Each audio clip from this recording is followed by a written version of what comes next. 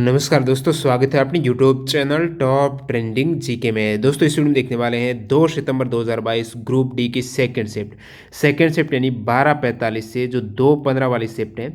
इस शिफ्ट में पूछे गए सारे सवाल मिल चुके हैं जीके प्लस साइंस के 25 में से 24 सवाल मेरे हैं और जीके के सभी 20 क्वेश्चंस, इंपोर्टेंट एक्स्ट्रा फैक्ट और आंसर सहित इन सभी सवालों का यहाँ पर जानने वाले हैं। जिन भी कैंडिडेट का एग्जाम हुआ है उनके लिए एज आंसर की, और जिनका एग्जाम नहीं हुआ है अंत तक देखना है, काफ़ी सवाल रिपीट होते हैं तो आपके लिए बहुत ज़्यादा फायदेमंद वीडियो है। बने रहिए एंड तक, लाइक करते हुए कंटिन्यू कीजिएगा। पीडीएफ फाइल के लिए आपको टेलीग्राम चैनल ज्वाइन करना है जिसकी लिंक डिस्क्रिप्शन बॉक्स में है। इन सभी अभ्यर्थियों का बहुत बहुत धन्यवाद जिन्होंने रियल और ऑथेंटिक सवाल है वो टेलीग्राम पर सेंड किए थे। फिलहाल शुरुआत करते हैं सवाल नंबर 1 के साथ। मेजर ध्यानचंद खेल रत्न पुरस्कार 2021 किसे मिला है? बार बार रिपीट हो रहा है। 12 खिलाड़ियों को ध्यानचंद जो खेल रत्न प्राइज दिया जाता है, मेजर ध्यानचंद खेल रत्न, पहले था राजीव गांधी खेल रत्न, अभी नाम चेंज हुआ 2021 में। तो 12 वो खिलाड़ी कौन है? नीरज चोपड़ा एथलेटिक्स, रवि कुमार दहिया ये है कुश्ती से, लवलीना बोरगोहन, पीआर श्रीजेश ये मुक्केबाजी से है, Lovlina, Sreejesh hockey, Avani Lekhara para shooting, Sumit Antil para athletics, Pramod Bhagat para badminton, Krishna Nagar para badminton और Manish Narwal para shooting, Mithali Raj cricket, Sunil Chhetri football, Manpreet Singh hockey. इन 12 खिलाड़ियों को मिला है मेजर ध्यानचंद खेल रत्न प्राइज 2021। अगला सवाल देखें, इससे पहले ये ऑफर देख लीजिएगा टेक्स्ट बुक की तरफ से। जो कैंडिडेट अभी तक मॉक टेस्ट नहीं लगा रहे हैं अभी भी मौका है, ताकि आपके एग्जाम में सवाल मिस ना हो, टाइम मैनेजमेंट के कारण सवाल मिस ना हो। इसके लिए प्रैक्टिस बहुत ज़्यादा जरूरी है, साथ ही साथ कॉन्फिडेंस लेवल बना रहे और एग्जाम से पहले थोड़ा आइडिया लग जाए कौन से सेक्शन बार बार मेरे सवाल गलत हो रहे हैं, तो स्मार्ट वर्क के तौर पर इजी हो जाता है। तो टेक्स्ट बुक आपके लिए deal of the month sale के तहत आप ईयरली टेक्स्ट बुक पास को ग्रैब कर सकते हो 400 रुपये में। यहाँ पर आपको टीटीजे के कूपन कोड यूज़ करना है और 100 रुपये का डायरेक्ट डिस्काउंट मिलने वाला है इस कूपन कोड से। लिंक डिस्क्रिप्शन बॉक्स में, टेक्स्ट बुक ऐप और वेबसाइट दोनों पर जाकर ये डील आप ग्रैब कीजिएगा, जिसमें रेलवे के बाद और भी जैसे 500 प्लस 80 एग्जाम का एक्सेस आपके पास रहेगा। ऐसा नहीं रेलवे ग्रुप डी हो गया तो मैं क्या करूँ इस पास का, अदर जितने भी स्टेट और सेंट्रल लेवल एग्जाम है एक ही पास में same exam oriented pattern dashboard पर आधारित यहाँ पर मॉक टेस्ट मिलने वाले हैं। जरूर चेकआउट कीजिएगा, लिंक डिस्क्रिप्शन बॉक्स में है। तो सवाल नंबर 2, जियो पार्स योजना से इससे पहले भी सवाल आया है, आज दोबारा यहाँ पर उस इससे पहले इस टाइप से नहीं था, दूसरा सवाल पूछा गया था।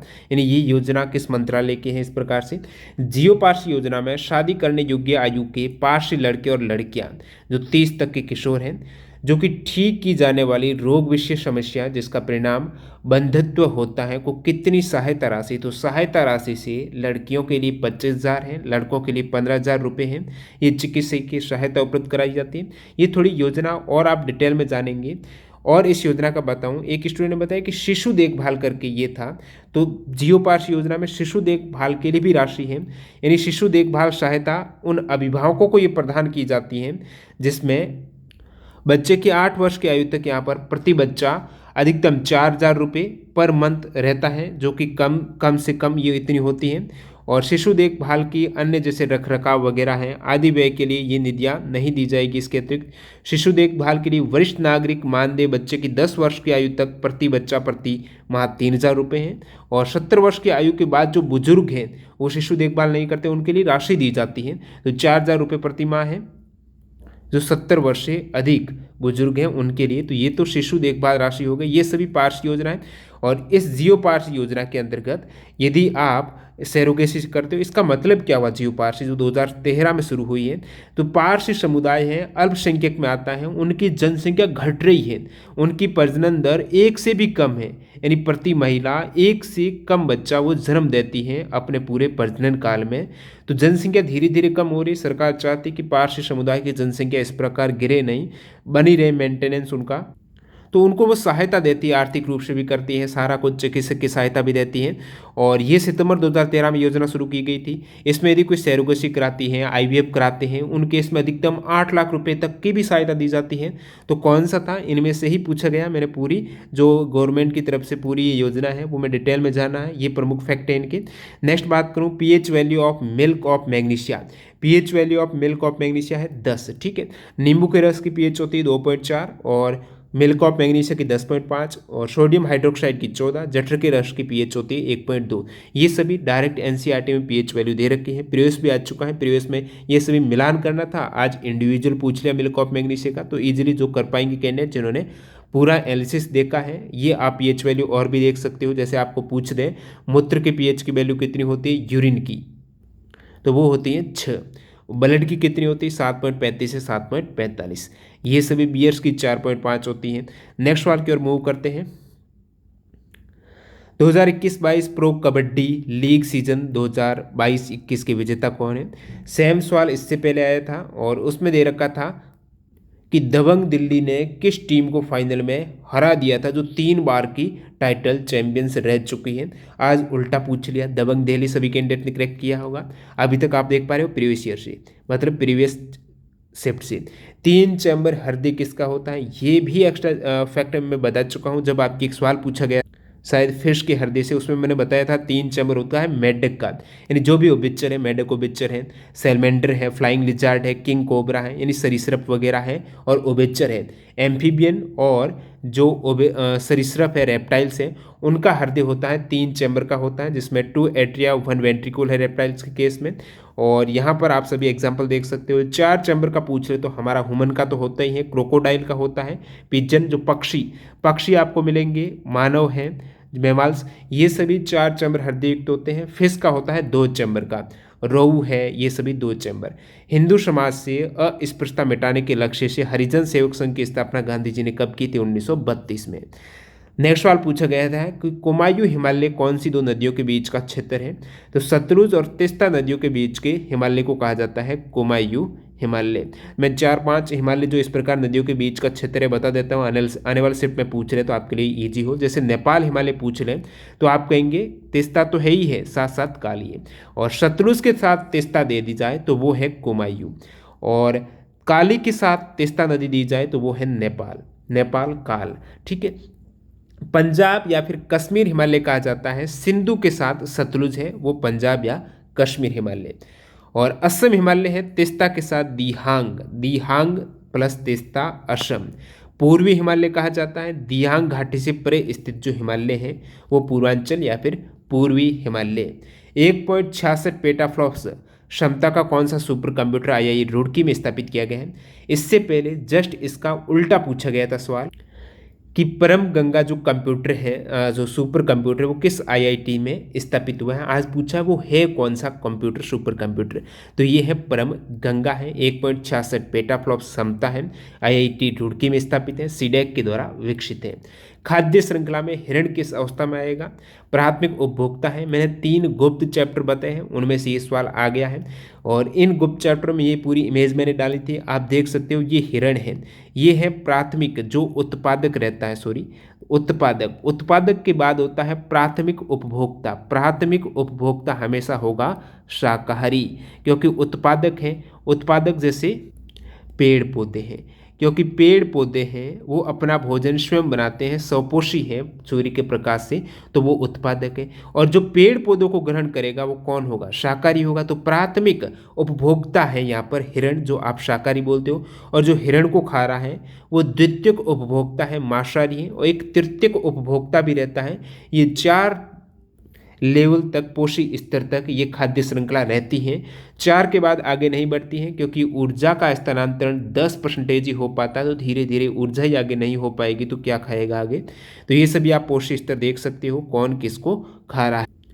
ये जो A B C है आर श्रृंखला में, वन हो गया, घास हो गया, तालाब हो गया। ठीक है, ए में है आपका वन में, बी में है घास, सी में है तालाब। तो वन में हिरण खाएंगे, इस वन की झाड़ियों को पूरा हो जाता है।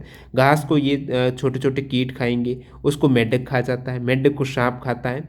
तो ये कौन से स्तर पर आगे आगे? ये प्राथमिक आपके उत्पादक है, ये प्राथमिक उपभोक्ता है, द्वितीयक उपभोक्ता, फिर ये आगे से आगे पोषी स्तर यहाँ पर दिया गया है। और नेक्स्ट है योजना आयोग की स्थापना कब हुई थी? 1950 को हुई है, 15 मार्च को हुई है। नीति आयोग की 1 जनवरी 2015 को हुई है। प्रथम डिप्टी चेयरपर्सन कौन है प्लानिंग कमीशन के? तो वो गुलजारी लाल नंदा है। और अंतिम डिप्टी चेयरपर्सन थे मोन्टेंग सिंह अहुल्या। ये बात कर रहा हूँ मैं प्लानिंग कमीशन की, योजना आयोग की। सर्वाधिक 10 बार बजट किसने पेश किया है? तो आप कहेंगे पूर्व प्रधानमंत्री मोरारजी देसाई ने। सेम सवाल एनटीपीसी सीबीटी 1 में आया। जो कैंडिडेट सीबीटी 1 के 5320 क्वेश्चंस की पीडीएफ फाइल डाउनलोड करना चाहते हैं इस प्रकार एक्स्ट्रा फैक्ट सहित, लिंक डिस्क्रिप्शन बॉक्स में, किसी भी एग्जाम में हो वहाँ से 5 से 10 सवाल ऐसे ही आपको डायरेक्टली मिल जाते हैं एक्स्ट्रा फैक्ट से और अन्य क्वेश्चन से, क्योंकि काफ़ी 5000 क्वेश्चन एग्जाम ओरिएंटेड है। किस प्रकार डाउनलोड करनी है आप वीडियो डिस्क्रिप्शन बॉक्स में उसको चेकआउट करना। तो सबसे अधिक 10 बार मोरारजी देसाई ने बजट पेश किया है और पहला बजट स्वतंत्र भारत का वो किसने पेश किया है? आर के षणमुखम चेट्टी ने। नेक्स्ट सवाल, मेथेन का दहन करने पर कितने अणु जल और कितने अणु कार्बन डाइऑक्साइड, इनका रेशियो पूछा है जल और कार्बन डाइऑक्साइड का। CO2 होता है 1 और जल होता है 2, 1:2 में है। जो भी आपको पूछा उसके अकॉर्डिंग बता देना था। मेथेन का दहन हो रहा मतलब मेथेन की रिएक्शन है, O2 से आपको सिंपली करानी थी और वहाँ से आपका CO2 प्लस H2O बन रहा है। इसको आप जब बैलेंस करेंगे तो 2 जल के अणु रहेगा और 2O2 इस प्रकार बैलेंस हो जाएगी। मालवा के पठार से कौन सी नदी निकलती है? एक ऑप्शन बेतवा था जो करेक्ट करना था। बेतवा है, चंबल है, कैन नदी है, ये सभी माही नदी मालवा के पठार से। प्रोकैरियोटिक कोशिका में क्या नहीं पाया जाता है? यानी कोशिका झिल्ली, कोशिका भित्ति, ये कोई कोशिका युक्त तो रहेगा ही नहीं ऑर्गेनल्स। कोशिका दैर्घ्य रहता है, माइटोकॉन्ड्रिया, तो इसमें माइटोकॉन्ड्रिया क्योंकि यहाँ पर केंद्रक पूर्ण विकसित नहीं होगा तो माइटोकॉन्ड्रिया नहीं पाया जाएगा। तो पूछा कौन सा नहीं पाया जाता? माइटोकॉन्ड्रिया नहीं है। और बाकी जो यहाँ पर कोशिका जितनी भी भित्ति झिल्ली बाध्य नाभिक है माइटोकॉन्ड्रिया, अन्य झिल्ली बाध्य जीव का यहाँ पर अभाव रहता है। यानी केवल और केवल यहाँ पर प्रोकैरियोटिक कोशिका की कोशिका भित्ति है वो पेप्टिडोग्लाइकेन से बनी होती है। कोशिका भित्ति कहीं ना कहीं ये रहती है। प्रोकैरियोटिक कोशिका में राइबोसोम, साइटोसोल में क्या है? मुक्त तैरते हैं कोशिका दैर्घ्य में। और इस टाइप से आपको पूछा कौन सा कोशिका अंग नहीं होता है। पैसा एक्ट से सवाल आया है। पैसा का मतलब panchayat extension to scheduled area act कब लागू हुआ है? 1996 में। पंचायतों के प्रावधान अनुसूचित क्षेत्र में विस्तार अधिनियम 1996 को। पैसा भारत के अनुसूचित क्षेत्र में रहने वाले लोगों के लिए पारंपरिक ग्राम सभाओं के माध्यम से स्वशासन सुनिश्चित करने के लिए भारत सरकार द्वारा अधिनियमित एक कानून है। अनुसूचित क्षेत्र भारत के संविधान की 5वीं अनुसूची में जो अनुसूचित क्षेत्र है, शेड्यूल्ड एरिया है, इसका पहचान की गई है। 1996 का एक्ट है ये। बर्थ कंट्रोल के लिए शल्य क्रिया विधि में पुरुषों की शुक्रवाहक नलिका अवरुद्ध कर दी जाती है। ये क्रिया होती है वासेक्टोमी। क्या है? वासेक्टोमी, शुक्रवाहक नलिका अवरुद्ध हो जाती है। जिस प्रकार महिला में फेलोपियन ट्यूब को किया जाता है ट्यूबेक्टोमी। ग्रीन, येलो, ब्लू में अपवर्तनांक का आरोही क्रम आपको बताना है। तो कलर का अपवर्तनांक की बात करें, इसकी वेवलेंथ के व्युत्क्रमानुपाती होता है। रिफ्रैक्टिव इंडेक्स जब कलर की बात आती है, यानी सबसे अधिक वेवलेंथ आप कहते हो रेड की होती है। इसका मतलब रेड का जो रिफ्रैक्टिव इंडेक्स है वो सबसे कम होगा। तो ज़्यादा किसका होगा? जिसकी वेवलेंथ तरंग दैर्घ्य कम है, तो यहाँ पर वायलेट की कम है। उसके बाद इंडिगो, तो सबसे अधिक वायलेट की हो जाएगी रिफ्रैक्टिव इंडेक्स अपवर्तनांक, और रेड ऑरेंज का सबसे कम। इस प्रकार आपको देखने को मिल रहा है। 1960 में स्थापित केंद्रीय हिंदी संस्थान का हेडक्वार्टर कहाँ पर है? आगरा में है। इसके अतिरिक्त इसके 8 रीजनल ऑफिस भी आप देख सकते हो, दिल्ली, हैदराबाद, गुवाहाटी, शिलांग, मैसूर, दीमापुर, भुवनेश्वर और अहमदाबाद में। और हेडक्वार्टर है आगरा में। भारत, आपको याद रखना है इसकी स्थापना कब हुई है, पूछ ले आने वाले सेट में। केंद्रीय हिंदी संस्थान का हेडक्वार्टर तो आगरा में, लेकिन स्थापना 1960 में हुई है। भारत वन स्थिति रिपोर्ट 2021 के अनुसार भारत में कुल वन आवरण का प्रतिशत है, वन आवरण का पूछा है वो है 21.71, और वृक्ष आवरण प्लस वन आवरण पूछ लें तो वो है दोस्तों यहाँ पर कितना है? 24.62। ठीक है, याद रखना 24.62 है और यहाँ पर नीचे होगा ये रहा। तो देश में कुल वन और वृक्ष आवरण जो कि देश की कुल भौगोलिक क्षेत्र का 24.62% हो जाएगा। और ये स्पेशल आपको डाटा पूछ लें कितना वर्ग किलोमीटर है, ये भी ध्यान रखना है। तो वन प्लस वृक्ष आवरण है 8,09,537, और केवल वन आवरण पूछे तो 7,13,789, और बाकी बचा हुआ है वो वृक्ष आवरण है। नेक्स्ट सवाल देखते हैं। और बाकी जो वन स्थिति रिपोर्ट से इससे पहले भी सवाल आया, तो ये पूरी रिपोर्ट आपकी क्लियर होनी चाहिए। क्षेत्रफल की दृष्टि से सर्वाधिक वन आवरण है मध्य प्रदेश, उसके बाद अरुणाचल प्रदेश है, छत्तीसगढ़, ओडिशा, महाराष्ट्र। प्रतिशत के अकॉर्डिंग मिजोरम टॉप पर है। सबसे अधिक वृद्धि देखी गई वो तेलंगाना में देखी गई है। अगला सवाल है, लोक प्रतिनिधित्व अधिनियम 1951 की धारा 29A के तहत क्या प्रावधान है? डायरेक्टली धारा 29 से नहीं पूछी गई, आर्टिकल 29 से नहीं पूछा गया, ध्यान रखना। यहाँ पर लोक प्रतिनिधित्व अधिनियम 1951 की धारा 29 से पूछी गई। आप कहेंगे ये कैसा सवाल हुआ, ऐसा कौन याद रख पाएगा, लोक प्रतिनिधित्व अधिनियम की धारा कौन पढ़ेगा। लेकिन ऐसा याद रखना जरूरी नहीं है आपको। ये सवाल आया कहाँ से एक्चुअली, ये जनवरी 2022 का एक तरीके से आप करंट अफेयर्स मानिएगा। पीआईबी की साइट पे अपडेट किया गया है इसके रिगार्डिंग कि लोक प्रतिनिधित्व अधिनियम 1951 की धारा 29A के तहत राजनीतिक दलों का पंजीकरण की जो गठन की तारीख से 30 दिन की अवधि के भीतर आयोग में आवेदन जमा कराना होता है। इसके रिगार्डिंग पूरा लेख छपा हुआ है, वो इस रिगार्डिंग यहाँ पर सवाल आ गया। लोक प्रतिनिधित्व अधिनियम 1951 की धारा 29A के तहत राजनीतिक दलों का पंजीकरण होता है। आने वाले स्टेप में पूछ ले इस फैक्ट से, क्योंकि इससे आ गया है तो हो सकता आ जाए। तो इस धारा के तहत पंजीकरण करने की इच्छुक किसी भी दल को, जो भी पार्टी है, उसके गठन की तारीख से 30 दिनों की अवधि के भीतर आयोग में आवेदन जमा कराना होता है। नेक्स्ट वाले यहाँ पर द्विविस्थापन अभिक्रिया में क्या होता है। द्विविस्थापन अभिक्रिया एनसीईआरटी देखेंगे तो डायरेक्टली दिया गया है, वे अभिक्रियाएं जिनमें अभिकारकों के बीच आयनों का आदान प्रदान होता है उन्हें द्विविस्थापन कहते हैं। जैसे Ba+2 है और SO4, ये Ba+2 SO4 2- के रिएक्शन से BaSO4 का अवक्षेप का निर्माण हुआ है, तो आयनों का आदान प्रदान हो रहा है, द्विविस्थापन है। प्रधानमंत्री लघु व्यापारी मानधन योजना के तहत कितने रुपए का मासिक पेंशन 60 साल की आयु के बाद योजना के लाभार्थियों को मिलता रहेगा। तो यहाँ पर योजना है प्रधानमंत्री लघु व्यापारी मानधन योजना, 2019 को ये लॉन्च हुई थी योजना। तो इसकी पेंशन राशि पूछी है तो दी जाती है 60 साल की आयु के बाद, याद रखना 3000 रुपये। कितनी पेंशन राशि, 3000 रुपये है। 18 से 40 साल की उम्र तक के लोग हैं इसमें इन्वेस्ट करते हैं। न्यूनतम 55 रुपये मासिक इन्वेस्टमेंट है, अधिकतम 200 रुपये प्रति माह आप जमा कराना होता है। और 60 साल की उम्र हो गई तो तब लघु व्यापारियों को यहाँ पर 3000 रुपये मासिक पेंशन दी जानी है। 2023-24 तक 2 करोड़ लोगों को जोड़ने का उद्देश्य है इस योजना का, और 12 सितंबर 2019 को लॉन्च की गई है। अगला सवाल देखते हैं, कौन सी फिएट मनी नहीं है। फिएट मनी की बात करें तो 100 रुपये का नोट, 500 का नोट, 1 रुपये का सिक्का, 1000 रुपये का चेक। तो इनमें से आप कहेंगे कौन सी कागजी मुद्रा नहीं।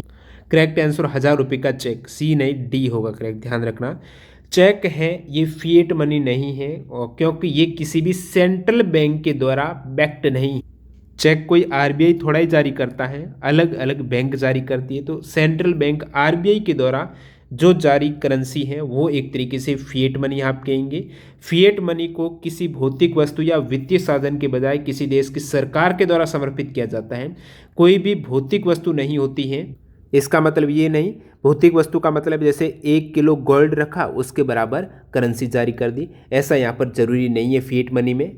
यानी कोई भी कॉमोडिटी इसमें नहीं रहती है, और एक तरीके से ये करेंसी रहती है जिसमें कॉइन भी हो सकता है, कागजी मुद्राएं हो सकती हैं, और जो सेंट्रल रिजर्व बैंक एक तरीके से भारत की आरबीआई है वो इसको जारी करती है। फिएट मनी के केस में यहाँ पर 100 रुपये का चेक है वो नहीं है। यदि उत्तल लेंस की फोकस दूरी 20 सेंटीमीटर है तो उसकी क्षमता कितनी होगी। अब उत्तल लेंस की फोकस दूरी जब सेंटीमीटर माइन तो आपके दिमाग में एक ही आना चाहिए, मीटर में होनी चाहिए, ठीक है, क्योंकि क्षमता आपको डायोप्टर में ऑप्शन में मिल रहा होगा। तो क्षमता होती है P बराबर 1/f, f यहाँ पर मीटर में लो आप, तो 1/20 सेंटीमीटर को मीटर में बदलने के लिए मैं 100 से भाग दूंगा, 20/100, 100 ऊपर चले जाएंगे, और 20 और 100 का भाग 5 डायोप्टर। अब उत्तल लेंस है तो पॉजिटिव में आपको क्षमता लेनी है +5 डायोप्टर, क्योंकि उत्तल लेंस में यूपी अप्लाई करना होता है।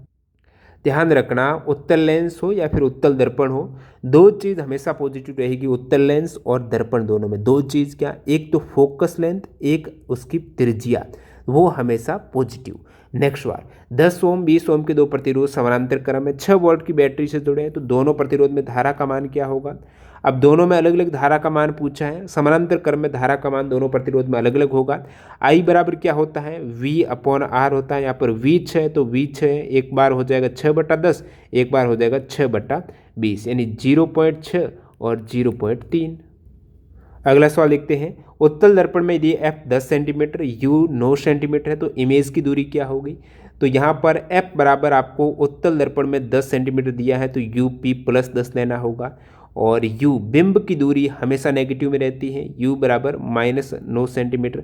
अब इमेज की दूरी आपको पूछी है, तो जब दर्पण दिया है इसका मतलब 1/f बराबर 1/v + 1/u होगा दर्पण के केस में, और यहाँ पर आपको 1/v निकालना है तो 1/f - 1/u आप करेंगे। 1/f बराबर 1/10, और -1/u है, ऑलरेडी एक माइनस और है तो माइनस माइनस यहाँ पर प्लस 1/9, इस प्रकार से आपको करना होगा। नेक्स्ट वाले यहाँ पर, और बाकी हमेशा उत्तल दर्पण में इमेज आभासी बनती है, सीधी बनती है और छोटी बनती है। अगला सवाल है, find out the focal length of A concave mirror if radius of curvature is 18 centimetre. तो पूछा क्या है, कॉनकेव मिरर यानी अवतल दर्पण। अब अवतल दर्पण की क्या है, फोकस लेंथ आपको निकालनी है। जब उसकी आर बराबर 18 सेंटीमीटर है तो आधी कर दो फोकल लेंथ 9 सेंटीमीटर है। अवतल दर्पण तो माइनस में लेनी होगी, क्योंकि अवतल दर्पण में हमेशा आपकी जो फोकल लेंथ है वो माइनस में रहती है, क्योंकि उत्तल में प्लस रहती है, अवतल में नहीं। विद्युत मोटर में कुंडली के अर्ध घूर्णन के बाद विद्युत धारा की दिशा उत्क्रमित कौन करता है, विभक्त वलय करती। रिपीट हुआ है, सेम सवाल बता चुका हूँ। किस संस्थान के शोधकर्ताओं ने कार्बन उत्सर्जन में कटौती के लिए स्मार्ट विंडो डिजाइन किया है। स्मार्ट विंडो है कार्बन उत्सर्जन में कटौती के लिए। आईआईटी गुवाहाटी के छात्रों ने कार्बन उत्सर्जन में कटौती के लिए स्मार्ट विंडो डिजाइन किया। मई 2022 का करंट अफेयर्स पूछा गया है, ध्यान रखना। बेकिंग सोडा का क्या उपयोग है, सोडियम बाइकार्बोनेट आप बेकिंग सोडा बोलते हो। एक तो बेकिंग पाउडर बनाने में, बेकिंग पाउडर का ऑलरेडी सवाल आ चुका है ग्रुप डी में कि बेकिंग पाउडर किससे बनता है, जिसमें विकल्प में था कि बेकिंग सोडा प्लस टार्ट्रिक अम्ल है, उससे बन जाएगा बेकिंग पाउडर। दोनों अलग अलग है, बेकिंग सोडा और बेकिंग पाउडर। बेकिंग सोडा में केवल सोडियम बाइकार्बोनेट रहता है और बेकिंग पाउडर में सोडियम बाइकार्बोनेट रहता ही रहता है, साथ साथ एसिड भी रहता है। नेक्स्ट इसका उपयोग है हाइड्रोजन, जो सोडियम हाइड्रोजन कार्बोनेट यानी बेकिंग सोडा में एंटासिड का गुण होता है, तो क्षारीय होने के कारण ये पेट में अम्ल की अधिकता को उदासीन कर देता है। एंट एसिड है, अम्ल का विरोध कर रहा है। अम्ल आपके पेट में ज़्यादा हुआ तो आप सोडियम बाइकार्बोनेट का सेवन कीजिएगा।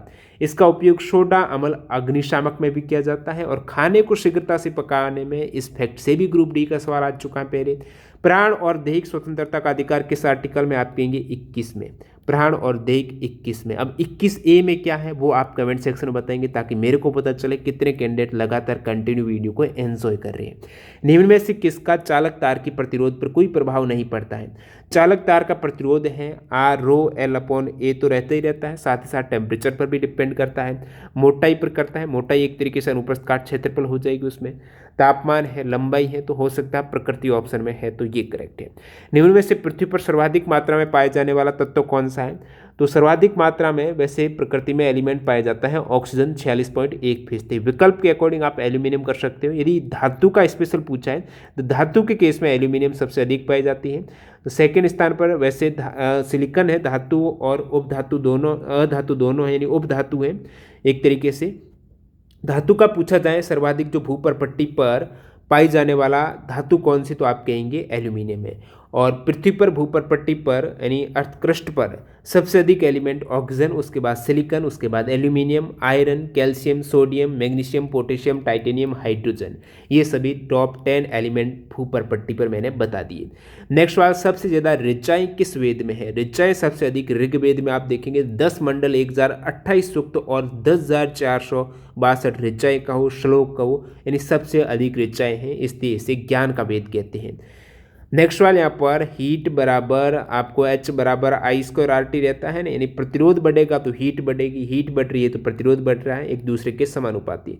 नोंगकम फेस्टिवल किस राज्य में मनाया जाता है। नोंगकम है मेघालय का खासी जनजाति 5 दिवस का फेस्टिवल रहता है। सबसे अधिक धात्विक प्रकृति का तत्व कौन सा, तो इसमें देखेंगे बेरियम। सबसे अधिक यहाँ पर धात्विक प्रकृति का आपको बेरियम लग रहा है, ऐसा क्यों। ये सभी ग्रुप 2 की क्षारीय मृदा धातुएं जो रहती हैं उसके ग्रुप 2 के एलिमेंट हैं। ग्रुप 2 के जो BeMgCaSrBa,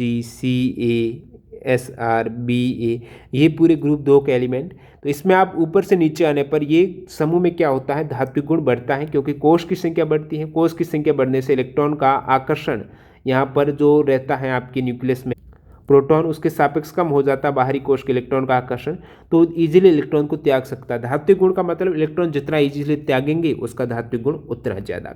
तो ऊपर से नीचे जाने पर धात्विक गुण बढ़ रहा है। सबसे नीचे वाला एलिमेंट कौन सा है, Ba है, उसके बाद Sr है, उसके बाद Ca है, सबसे ऊपर बेरिलियम है। तो यहाँ पर बेरियम है, इसका धात्विक गुण सर्वाधिक है।